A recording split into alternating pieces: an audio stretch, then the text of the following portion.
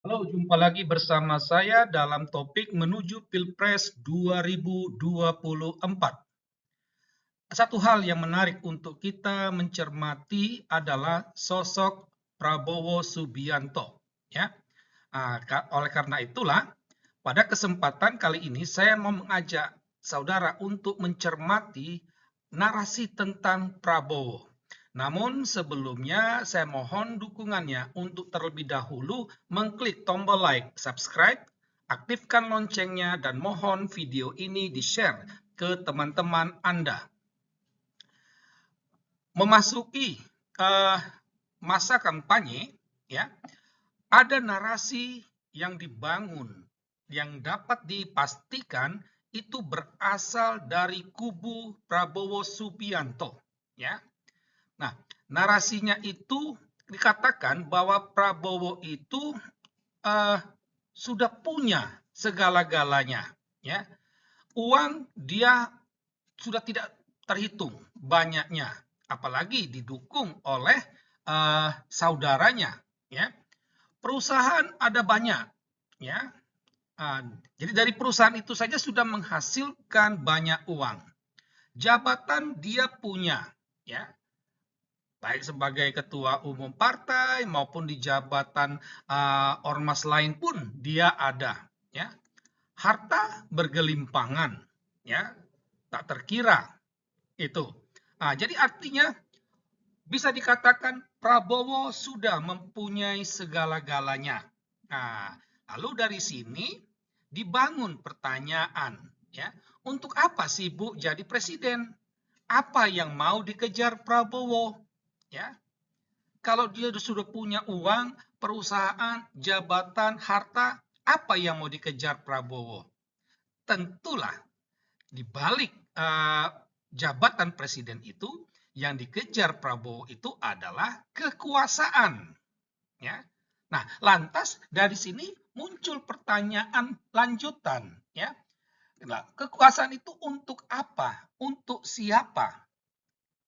Dari sinilah akhirnya pendukung yang membuat narasi ini menjawabnya semuanya itu untuk rakyat, demi rakyat Indonesia. Sehingga narasi yang mau diciptakan di sini, Prabowo mau menjadi presiden hanya untuk rakyat. Dia mempersembahkan jabatan, dia mempersembahkan kekuasaan itu untuk kesejahteraan rakyat. Suatu narasi yang sangat memikat, ya, menarik sehingga orang akhirnya bersimpati kepada Prabowo. Namun, bagi orang yang masih punya nalar akal sehat, dia akan bertanya, benarkah kekuasaan yang diincar Prabowo itu demi rakyat? Ya. Nah, disinilah kita akan mencermati, ya, mencermati narasi tersebut, ya. Untuk apa kekuasaan yang mau dikejar oleh Prabowo?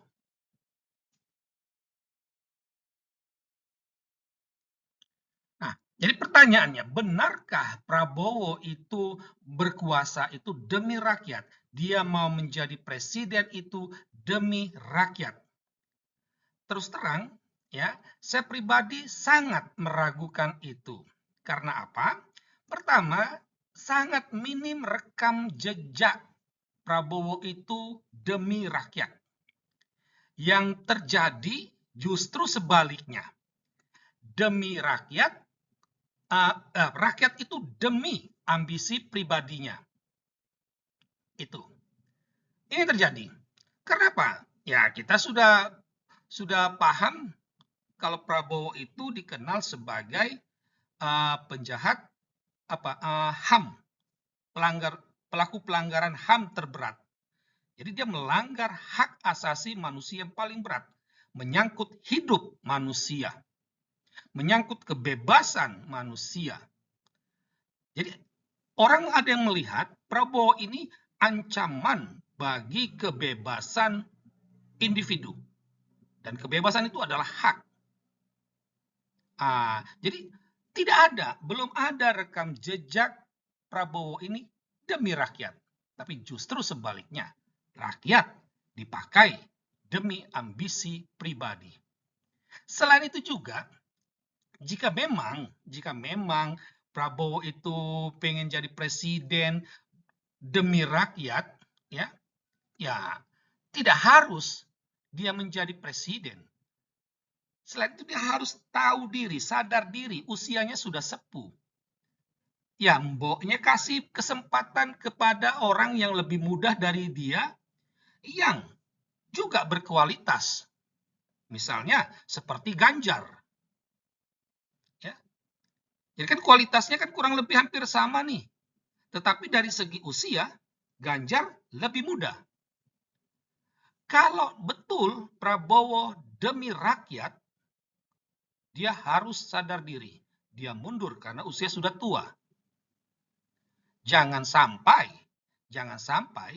jabatan itu dia gunakan supaya mendapat fasilitas layanan kesehatan gratis dari negara.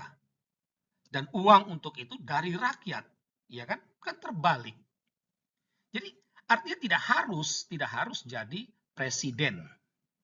Nah, dari sinilah kita dapat mengatakan, benarkah Prabowo berkuasa demi rakyat? Benarkah Prabowo itu ngotot jadi presiden itu demi rakyat? Dapat dipastikan jawabannya tidaklah benar. Prabowo berkuasa itu hanya untuk demi rakyat. Atau mau menjadi presiden itu demi rakyat. Ya, lantas untuk apa?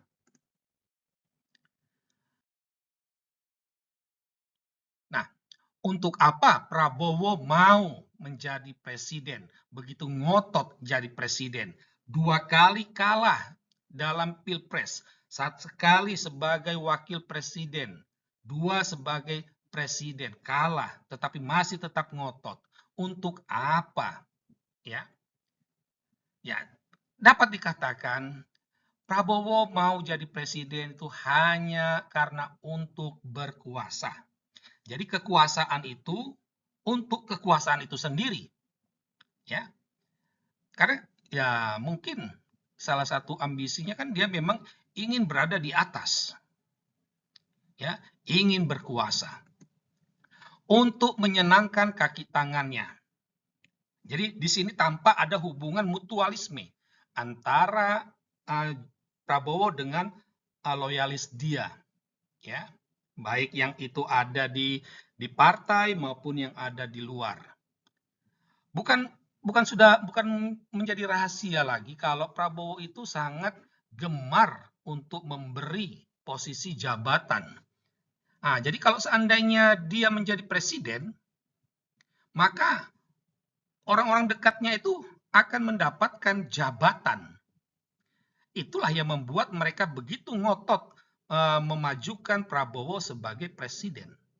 Sementara Prabowo sendiri, dia sama sekali tidak ada orientasinya untuk rakyat. Dia hanya ingin berkuasa. Satu hal yang patut, ya sekali lagi saya katakan, patut diduga, dicurigai, ya ambisi untuk menjadi presiden ini ya mungkin untuk balas dendam. Ya, balas dendam, ya kita tahu bahwa dulu ketika menyerang Timor Leste adalah sesuatu yang sangat disakiti. Harga diri, harkat, dan martabat Prabowo itu disakiti. Bisa jadi dia akan membalas dendam.